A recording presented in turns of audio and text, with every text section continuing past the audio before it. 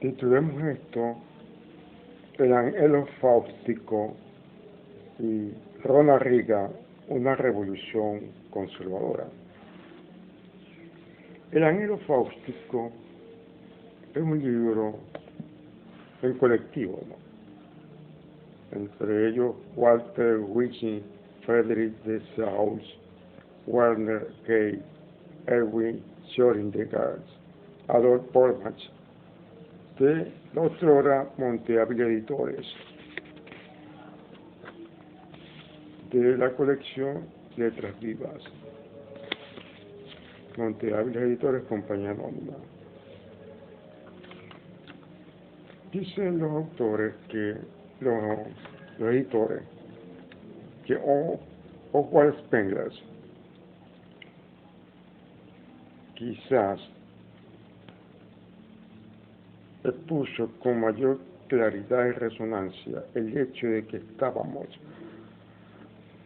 viviendo una época que se caracteriza por un anhelo fáustico. ¿A qué refiere fáustico? Fáustico es el personaje de Goethe. Fausto, el personaje que, por seguir viviendo, hizo un pacto con Mefístofeles, el diablo. Bueno, resulta que, pero en el caso metafórico de los autores, es un frenesí de desmesura que se apodera del espíritu humano para lanzarlo a la persecución sin límite del saber y el poder respecto al mundo en que ha nacido. Entonces ellos señalan que si bien el mundo clásico buscaba una armonía con el universo, si el hombre medieval aspiraba a cumplir la norma cristiana de apartarse de este mundo, a que este mundo malvado, para mejor disponerse con el otro, el hombre fáctico empeña su vida para enseñorearse del mundo. Tal proceso ha alcanzado hoy metas de desarrollo que llevan a gran parte de la humanidad a formularse preguntas en torno a la validez final de la apuesta fáustica. Dominamos la naturaleza, superamos la ley de la gravedad, viajamos a otros planetas. ¿Somos acaso seres capaces de crear la inteligencia artificial? Bueno, ya eso es hecho. No la vida artificial, sino la inteligencia artificial. Y la vida artificial se puede crear ya, el niño probeta. Pero con ello nos hemos perdido nosotros mismos. Señores, en sí ellos dicen que, si bien las figuras de Galileo y Newton, en lo que se cifra esta ciencia, constituyen el motor fáustico de la tecnocracia contemporánea. Otros, como Schrödinger, que habla de las relaciones entre el espíritu y la ciencia, y el biólogo Adolf Bormann nos muestra desde su estricta perspectiva cómo la naturaleza humana está rodeada de misterio, que es necesario respetar la verdad y la vida. Este libro se inscribe, yo pienso que fue el último pataleo de los existencialistas, con aquello de ser y la nada, sobre todo Jean-Paul Sartre. Que si es verdad, ¿no? El señor humano trata de enseñorearse del mundo, pero que resulta que los autores pareciesen no tocar el tema de la alienación de las grandes transnacionales que dominan el conocimiento, y que esa plutocracia mundial de ambos lados, de los imperialismos, quienes dominan el mundo. Aquí no aparece el pueblo desfilando, sino el pueblo como víctima, meramente, pero no inserto dentro de una realidad de violencia que es la vida del hombre y la mujer. El caso de Ronald Reagan, una revolución conservadora, este fue los libros de del New York Times, la editorial Planeta, autores colectivos Everett Zwick, Alan Klimer, Robert Lizard Lord Sears, Richard Burr y Richard Bors, de la serie Documentos, número 17. Y la introducción es algo aleccionadora, ¿no? Porque estos autores hacen ver, ¿no? Incluso esto de la llamada revolución conservadora, una oportunidad histórica. Hemos llegado a un momento fascinante e interesantísimo de la historia política de Norteamérica. Este libro hay que inscribirlo, disculpen, dentro de los años más o menos, la editorial esta es 80, 81, ¿sí? ¿No? Cuando Reagan tomó la presidencia, ¿no? Ya vamos a precisar. Pues para ello había llegado el hecho de que llegara un actor de cine que rompiera el paradigma. Ronald Wilson Reagan plantea que es un cruzado, es el primer conservador que se proclama públicamente tal y que llega a la Casa Blanca desde que Albert Obama perdió las elecciones ante Franklin Delano Roosevelt en 1932. ¿Sí? Pero lo que nos hacen ver que Franklin Delano Roosevelt fue quien le levantó los cimientos al capitalismo, implantando el New Deal, la intervención del Estado ante la crisis financiera del 29. Fíjense cómo es. Ellos escriben muy bien, pero también les dicen muchas mentiras a estos periodistas norteamericanos. Ahora, para ellos, las dificultades para la época de Ronald Reagan son monumentales, ¿no? Pues llega a la presidencia un momento en que las fuentes de confianza pública casi se han roto, secado, cuando las ansias de Norteamérica sienten de recuperar el control de su destino. Fíjese su destino. Ellos no hablan aquí de la Norteamérica imperialista, invasora, que se apropia de los recursos, nada de eso. Para ellos no existe esa democracia que asesinó a este presidente norteamericano, digamos, héroe de la independencia ya, Smith.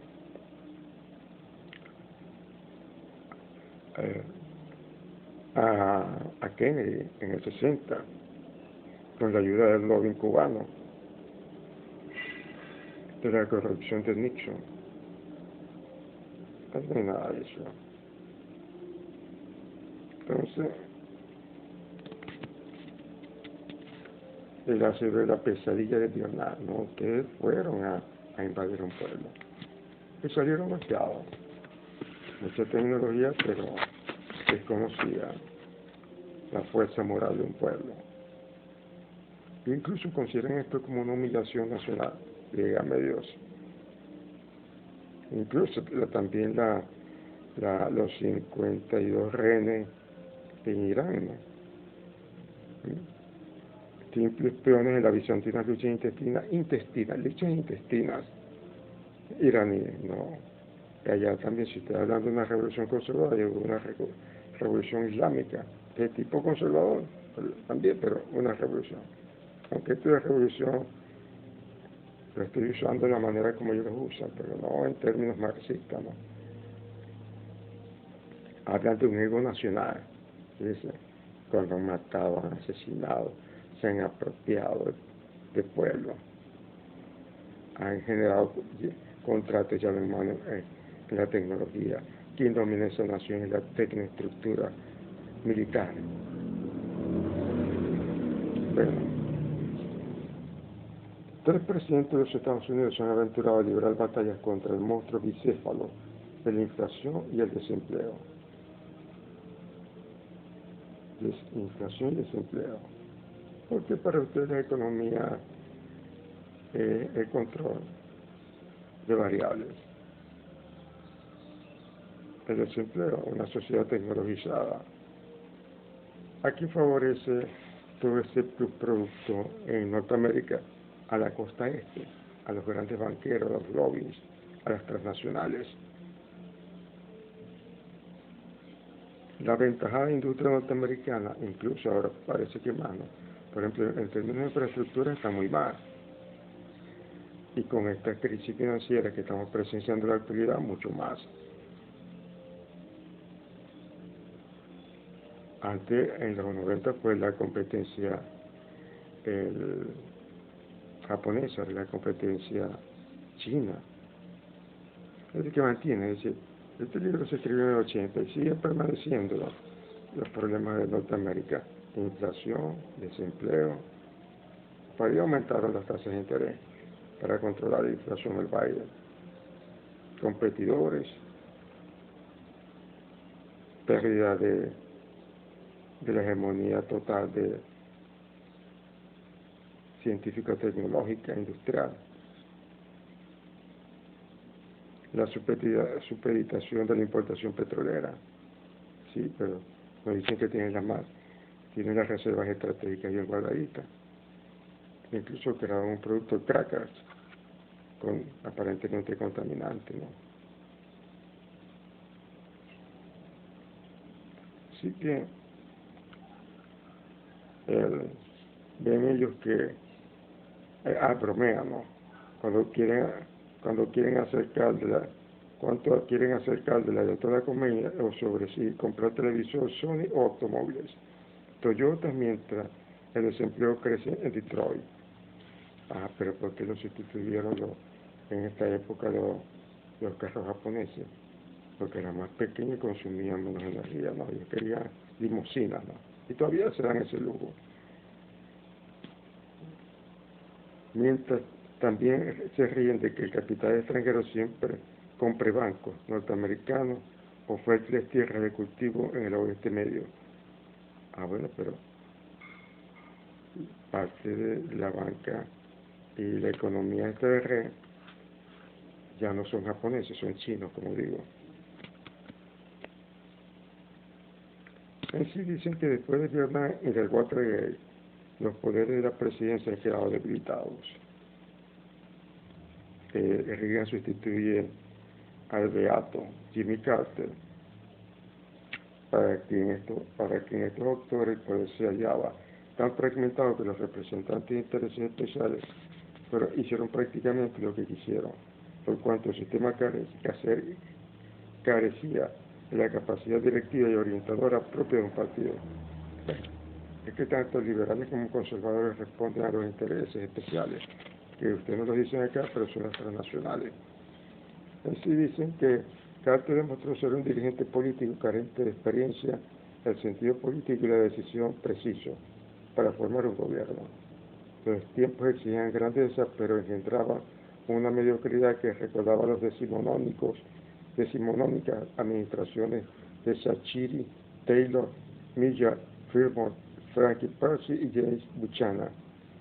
Apoyados y estimulados por la prevista mayoría republicana en el Senado y por los 39 escaños en la Cámara de Representantes, sin olvidar la abrumadora victoria electoral de Reagan, los republicanos se proponen poner en práctica un audaz experimento conservador consistente en llevar a cabo serias reducciones de impuestos para favorecer el discursito liberal a los empresarios transnacionales, los incrementos de defensa para seguir haciendo guerra, ¿verdad?, como hasta ahora, la reducción de las limitaciones ecológicas, es decir, para seguir contaminando. Ahí hay unos casos de unas ciudades norteamericanas en las cuales los ríos han sido contaminados y hacen ver que es un ovni, un aparato especial, que digo, hasta de ovni, y un aparato especial de los chinos. Así como reducir el tamaño y la competencia de la actividad gubernamental, achicar el Estado, ¿sí?, para ellos, ¿no? En sí, dirigente del Partido Republicano como Bill Brown, su presidente nacional, estima que por fin se perfila al final de la era dominada por el Partido Demócrata, oteando la posibilidad de un fundamental reajuste político que dará a los republicanos el carácter de partido dominante en Norteamérica. Sin embargo, quedan todavía incógnitas por despejar.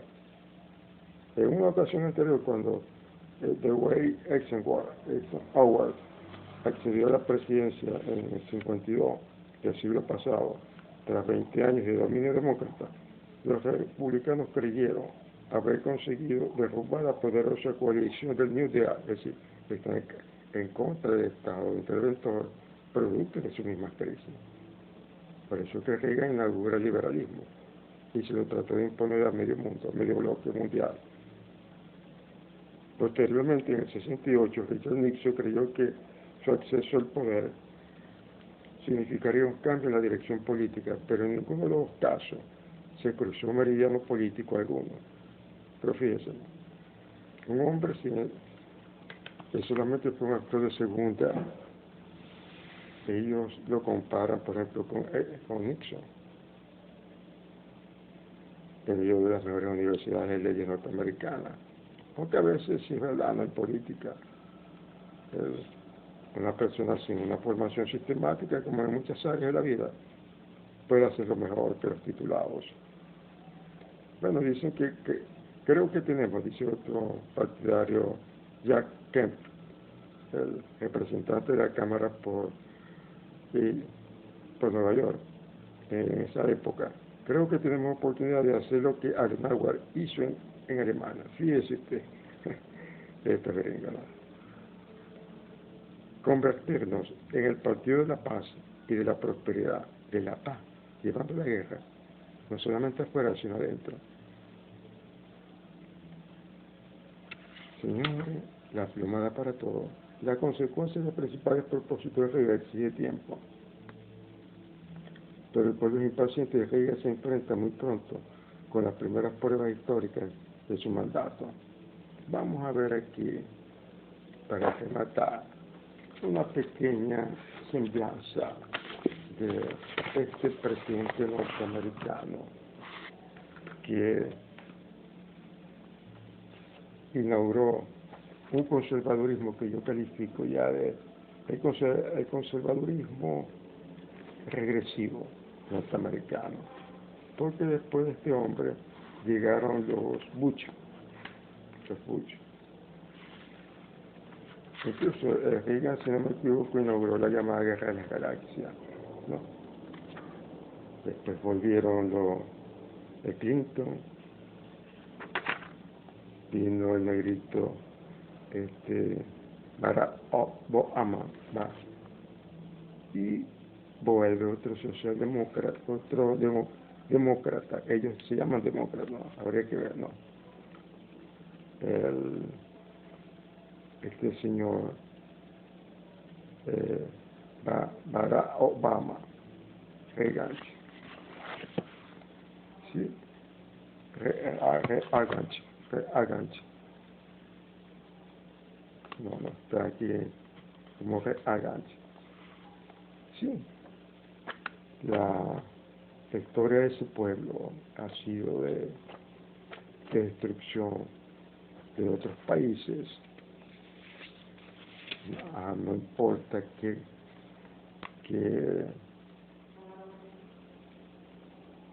a qué costo. Y allí prosiguen, ¿no? Veamos. Fíjense que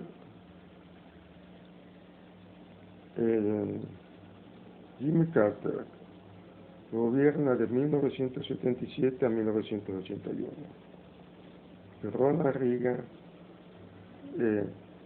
del 81 al 84. Vuelve a repetir, 85-86. Y en el 86, 1997, hubo el escándalo de Irán Gage, venta secreta de armas a Irán. Ahí va a un $1. No importaba vendérsela supuestamente al enemigo, que era el Ayatollah Khomeini. Fíjense cómo mienten estos autores. Claro, no habían visto este proceso, ¿no? Autores de este libro. Pero si da el escándalo de Irán Gate, ¿no? Se da la invasión a Granada, matan a Maurice Pichot en 1983.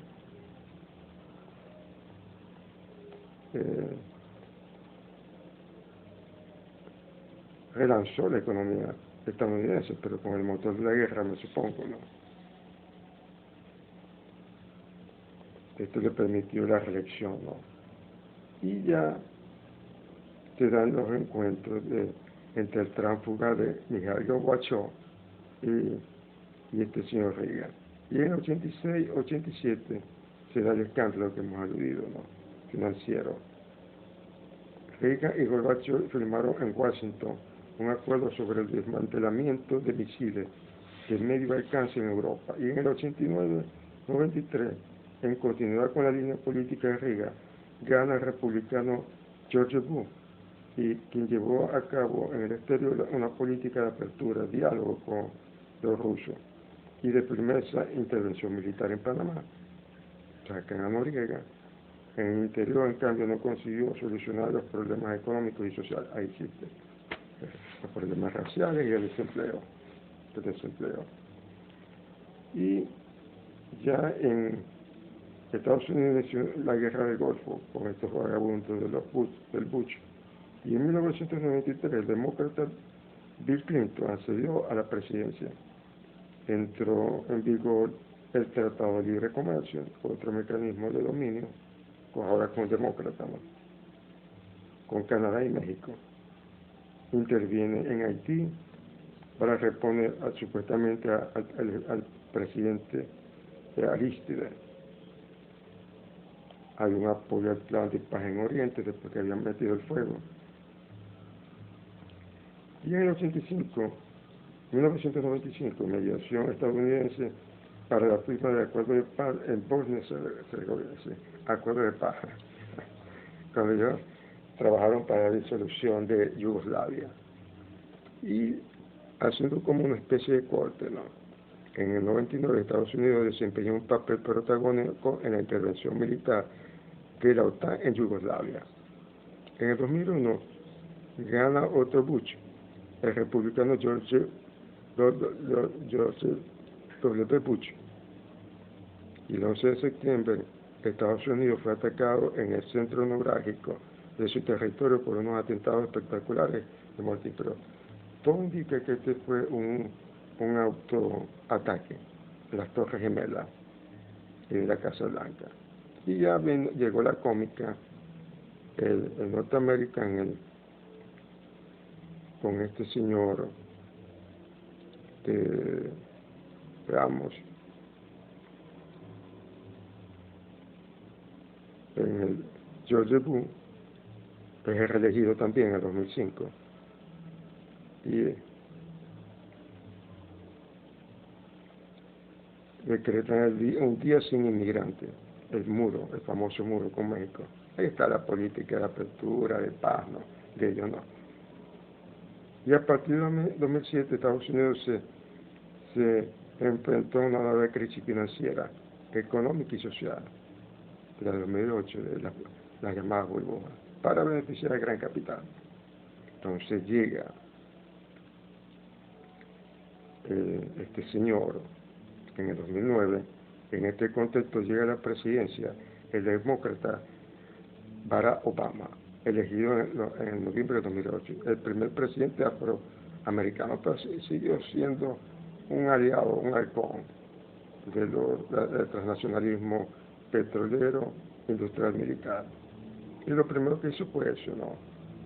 Inyectarle $1 billón a los banqueros que habían destruido la economía y dejado sin vivienda a la clase media y más a los sectores obreriles. Y en el 2011, el presidente estadounidense, cuyas fuerzas especiales lograron matar en mayo Osama Bin Laden, pero sí lo habían creado ellos, y ya se está demostrando que Al Qaeda era como en los recientes casos, creo que quisieron dar un golpe de Estado en un país africano, ahorita no me acuerdo el nombre, donde el presidente habló de la inminente caída del sistema financiero del dólar. Comenzaron estos árabes, que hay que tener miedo por todos lados, pero miedo para enfrentarnos. Así que, en 2011, en el interior se instauró un pulso permanente entre el presidente y la oposición republicana, que dificultó la adopción de planes de recuperación económica. 2011. Los Bush Y llega ahora el Biden, tipo senil, un individuo que... bueno, disculpe, no, me salté, no. Después de esta presidencia de este individuo, no, gana este señor Donald Trump. Donald Trump, junto con Reagan, significa la degeneración más profunda del llamado conservadurismo. Y ahorita tenemos el baile. Bueno, estas son las cosas que nos dice este librito, que no lo he leído completo, pero ya uno se avieso en el análisis político. Hay que desmenuzarlo para desconstruirle las grandes mentiras que dicen como analistas de la política de su país. Muchas gracias.